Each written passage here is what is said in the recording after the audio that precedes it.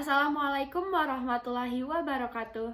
Saya Nisa Nurul Jana, nomor induk mahasiswa 2119014, jurusan Manajemen Administrasi Akuntansi, akan menjelaskan mengenai laporan keuangan yang terdiri dari laporan laba rugi, laporan perubahan ekuitas, neraca, dan laporan arus kas. Selamat menyaksikan. Kak, tadi kan aku belajar laporan keuangan. Nah, masih belum paham nih, mau minta dijelasin dong. Oke. Nah, dimulai dari laporan keuangan tentang laba rugi dulu ya. Nah, kan ini ada PT Hot and Cold nih. Nah, ngitung laporan laba rugi itu buat apa sih sebenarnya? Nah, itu tuh untuk menghitung perusahaan itu laba atau rugi dalam menjalankan operasionalnya. Nah, pertama kamu hitung dulu sales di PT tersebut. Ya, ditulislah di sini ada salesnya, terus pengurang dari salesnya pun dihitung, ada sales discount sama sales return. Nah, terus kalau udah dikurang itu akan menghasilkan penjualan bersih. Nah, terus kamu juga nanti bakal menghitung HPP. HPP itu apa? Harga pokok penjualan. Jadi nanti udah dihitung nih sales bersihnya berapa, nanti dikurangin sama HPP-nya. Nah, itu akan menghasilkan laba kotor.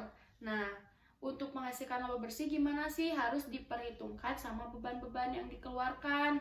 Nah, misalnya kayak utilities expand, office supplies expand gitu kan. Nah, nanti dihitung nih semua beban-beban akan menghasilkan total operating expense. Nah, terus nanti dari laba kotor tadi ya, dari pengurang dari sales, net sales dikurangin HPP, terus nanti dikurangin sama total operating expense. Nah, itu akan menghasilkan net income gitu atau loss income, net loss gitu ya. Nah, itu ngerti nggak? Ya, ngerti. Oke, kita lanjut nih ke laporan perubahan ekuitas. Kak, bentar. Laporan perubahan ekuitas itu buat apa sih? Nah, laporan perubahan ekuitas itu buat mengetahui nih modal pemilik perusahaan nambah apa enggak selama menjalankan operasional di perusahaan.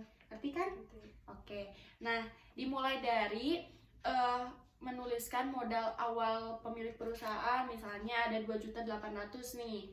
Nah, terus nanti ada penambah modal. Penambah modal tuh dari mana? Dari laba atau ruginya perusahaan. Itu dilihat dari laporan laba rugi yang tadi. Nah, kalau misalnya laba itu akan menambah modal pemilik perusahaan, sedangkan kalau rugi itu akan mengurangi modal. Nah, terus nanti misalnya selama operasional tuh ada prive atau pengambilan pribadi pemilik perusahaan, itu akan mengurangi modal itu sendiri juga gitu. Jadi kamu ini harus mengurangi dulu dari laba bersih dikurangi prive, baru nanti selisihnya ditambahkan dengan awal modal pemilik perusahaan. Nanti akan menghasilkan ending balance. Ngerti kan? Oke. Ini yang ketiga ya, ada neraca. Nah, neraca itu ada 2 kolom nih, ada aktiva, ada pasiva gitu ya. Nah, aktiva itu ada terdiri dari aset. Aset itu ada aset lancar sama aset tetap. Kalau aset lancar itu kayak cash in bank, petty cash, accounts receivable gitu. Terus kalau fixed asset atau aset tetap terdiri dari tanah, terus bangunan, terus ada peralatan sama kendaraan. Nah, sedangkan di sebelah kanan ada pasiva itu terdiri dari utang sama modal gitu ya. Nah, kamu harus apa sih, antara aktiva dan pasiva itu harus balance, harus seimbang gitu. Kenapa? Jadi gunanya neraca itu biar kita tahu nih sumber modal atau sumber uang perusahaan dipakai untuk apa aja sih sebenarnya gitu. Nah, sumber uangnya itu terdiri dari pasifanya, ada liabilities, ada sama equity. Nah, akan realisasikan kemana sih sebenarnya uang itu tuh? Nah, ini ke aktiva, ke aset, misalnya kayak cash in bank, terus ada prepaid rent gitu ya. Ngerti nggak? Ngerti? yang keempat ya ada laporan arus kas atau cash flow statement. Itu terdiri dari 3 komponen.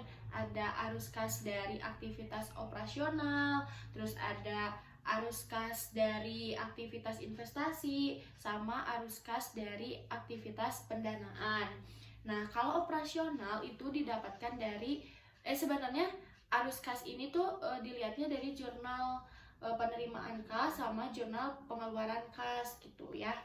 Nah, yang pertama itu ada aktivitas operasional. Ini ada penerimaan kas, ada pengeluaran kas gitu ya.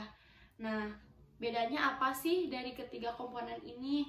Kalau yang operasional itu yang berhubungan dengan operasional perusahaan gitu ya. Kalau investasi itu kalau kita misalnya beli kayak kendaraan, beli tanah, beli bangunan, itu dimasukinnya ke cash flow from investing activities gitu. Nah, sedangkan kalau pendanaan atau financing itu yang berhubungan dengan bank. Kalau misalnya kamu minjem uang ke bank, terus kamu tuh mau bayar nih utang ke banknya tuh. Nah, kamu masukinnya ke pendanaan gitu, bukan ke operasional gitu. Ngerti kan? Nah, kalau udah didapatkan semuanya, kamu nulisin nih cash in bank sama petty cash yang periode sebelumnya berapa. Nah, terus nanti kamu masukin cash in bank dan petty cash yang periode sekarang berapa. Nah, nanti didapetin deh hasilnya gitu. Ngerti nggak? Nanti. Oke. Oh gitu ya Kak. Oke deh, sekarang aku ngerti. Makasih ya. Oke, sama-sama.